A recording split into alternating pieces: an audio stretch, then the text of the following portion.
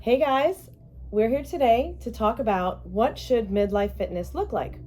And so I'm Jill, I'm the co-founder of FitQuo.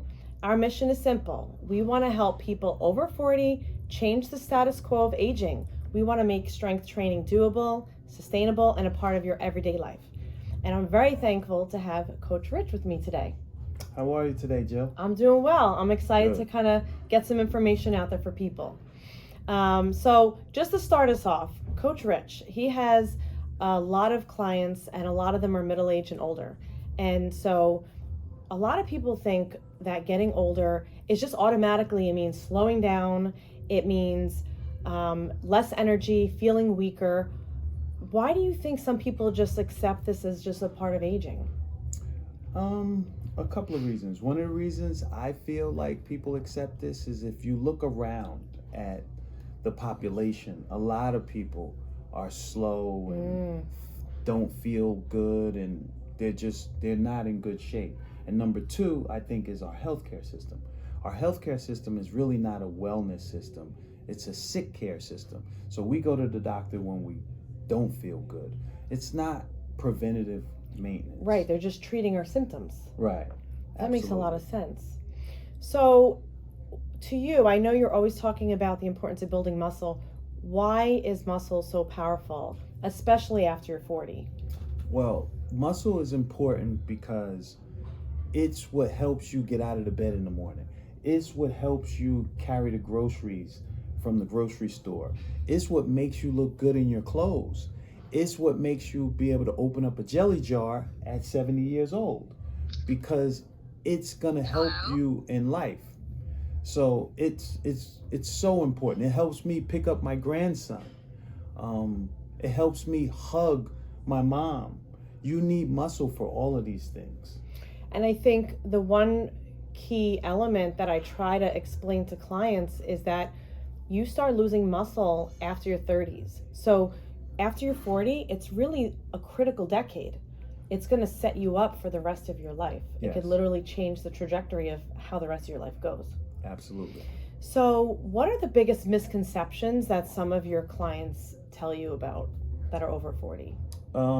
That I hear from some of the women is that if they pick up a weight, they don't want to be too bulky, they don't want to be too big. And nothing could be further from the truth. The reason why bodybuilders look like they do is because they eat 5,000 calories a day and they spend 2.5 to 3 hours in the gym. That's not the regular random person. Yeah. The regular random person just comes in and they're going to work out for an hour, maybe less. And they're not eating like the bodybuilder. So it's not going to happen. The other thing I hear is that people our age and a little bit older, they're afraid of getting hurt. Like, I guess maybe they've had past restrictions. Do you hear a lot of that? Sometimes I hear that. They're afraid, they're fearful that they're going to get hurt, or they may have had another trainer who have pushed them too far. And that's a valid concern. But taking it easy with the right trainer, you'll be fine. And if that's a concern of yours, you can start with body weight at home. Body weight and bands. And resistance bands. Yes. So I guess that kind of leads me into my next question. So if somebody was just starting out and let's say they weren't able to go to the gym, they, have a busy schedule, what would you recommend for them?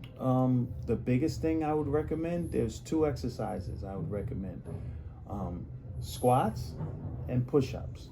Squats would build the legs. The legs are the biggest muscle in the entire body. So once you're squatting, you're building your legs, and because you're in that squat position, you're also working your upper torso. And push-ups. Those are the 2 things that I would recommend. And then for the people that can only work out at home, after they kind of conquer the initial body weight exercises, you said that bands would be their next best tool. Bands are definitely sufficient. Yeah. You can do so many things with bands. You can work your shoulders. You can work your arms, the biceps and the triceps. You can straddle the band and stand on it, and you can even do squats with them. So they're very versatile. I know I like to do like the tricep exercises using the bands. You could even do like squat to press. You can do full body exercises. They really are just a versatile tool Yeah. to help. If you can't make it to the gym, you just still have to work out and build that muscle daily, or Right. at least a couple of times a week. Yeah, at least three times a week. I think that's reasonable. And, I think the other misconception is that people think you have to work out like hours at the gym, but you don't. If you have a good program that's set up for your body and you're doing it consistently, then you can do 30-minute sessions. You can do, Absolutely. if you're doing enough weight, even if you only have 20 minutes, it's really about the consistency. Right. It's all about consistency. I always say, I have this saying, do a little bit a lot of times, as opposed to a little bit of times, because that's going to keep you sustainable. Exactly. So switching gears to nutrition, talk about protein. I think protein is something that unfortunately is a little hard for some people to get enough. So talk about the importance of protein, and also how can you slip it in and get that amount. Protein is what each and every part of our body needs. Our hair, our skin, our nails, and it helps to build muscle. So when protein comes in, it gets broken down by our body and it gets moved to places that it needs to. And one of the places that it needs is to help build muscle. So that's why protein is good. Number two is to get it, it's just getting it in every meal.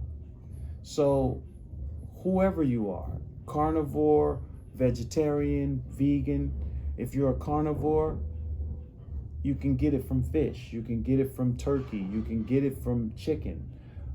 If you are a vegetarian, you can get it from plants, you can get it from broccoli, you can get it from lentils. So there's protein in everything that we eat. So the best way to get it is to get it in every meal. And I also know that protein helps with recovery of the muscle. So if you are starting to work out, you will feel your muscles, working. And so the more protein you get, that actually helps with the recovery of the muscle as well. Right. And you'll know that the muscles are getting work. Number one is when it's burning. I get a lot of clients who say, well, it's burning. That means the muscle is working. So the protein will help with the recovery of that, because when you're working out, you're stripping and tearing down muscle.